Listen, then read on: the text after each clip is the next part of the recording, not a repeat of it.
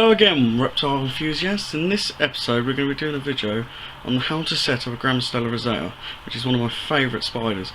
It's very simple. It's going to be a short video. I know you like short videos, and basically we're going to talk you through humidity, temperatures and substrate and how to set them up. Okay, so let's get on with the video. Right, we're going to start with housing first. This Exoterra breeder tub, it comes with a really nice screen lid. You've got your entrance hatches there, and you've got the main maintenance hatch there, or you can remove it completely like I have. They are quite small, but that's better for the tarantula. They can find their prey a lot easier. They also are not very high, so if the spider does climb up, if it falls, it's not going to do too much damage. But Gramastola Rosea is a terrestrial species, so it shouldn't be climbing too high anyway. Okay, so let's get on with the substrate.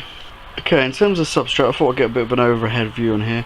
I use bone dry eco earth. Okay, and what I tend to do is I set up a couple of inches just to give it enough padding, and due to the fact they're being optimistic burrowers, it's got a bit of inch there so they can burrow once I put the burrow in later in the video. Okay, but it's very important that you do have it bone dry. Okay, so in terms of hide, I use just a little bit of cork bark, which I sort of prop up with the soil around it and make sort of like a little divot just to get the spider started, and that way they can choose whether to burrow it a little bit deeper, because we put just that little extra bit of substrate. Alright, you want to make sure that's nice and firm because you don't want it to fall on your spider. Alright, that's another bonus about cork bark, it's quite light, so if it does tend to have a tendency to just like fall off wherever it is or whatever, it's not going to do too much damage because it's quite light. Let's get on to how I hydrate my animals. Okay, in terms of hydration, I use a little dish. It's a little metal dish, but what I do is actually make it flush to the surface, so that way they can get in easy in and out. What you might want to do as well, if you're going to use water, is put a nice little pebble in there, a nice sterile pebble, and what that does, it gives a nice bit of surface for the spider to sort of drink from. Okay, if this was a sling, a lot of people tend to use sponges. I don't like that because they harbour bacteria.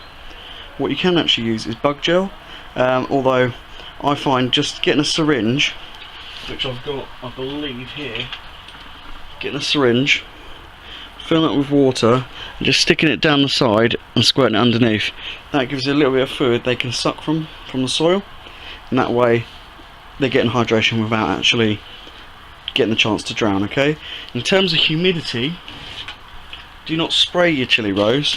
They do not like humidity. What you want to do is actually fill your water bowl up and then just slightly overflow it like that, and that's all you need to do. Alright, don't need to make them soaking wet. If your spider's climbing up the sides too often, then your soil might be too wet, or your substrate might be too wet, so keep an eye on your humidity. Alright, and in terms of temperature, I keep mine sort of about room temperature, sort of 20 Celsius, a little bit warmer if it gets a bit colder, and mine thrive. Okay, mine really do thrive. I've had my mature male now for about 6 years now, and it's doing really well. Alright, but that's in terms of housing. I will do another video on housing slings, but there you go, that's the setup. Thanks for watching. If you like this video, do take a look at my setup for the Lubiphara macularii, which is the leopard gecko, and also have a look at their mating, and also have a look at the Exoterra waterfall review. Thank you very much, and please subscribe.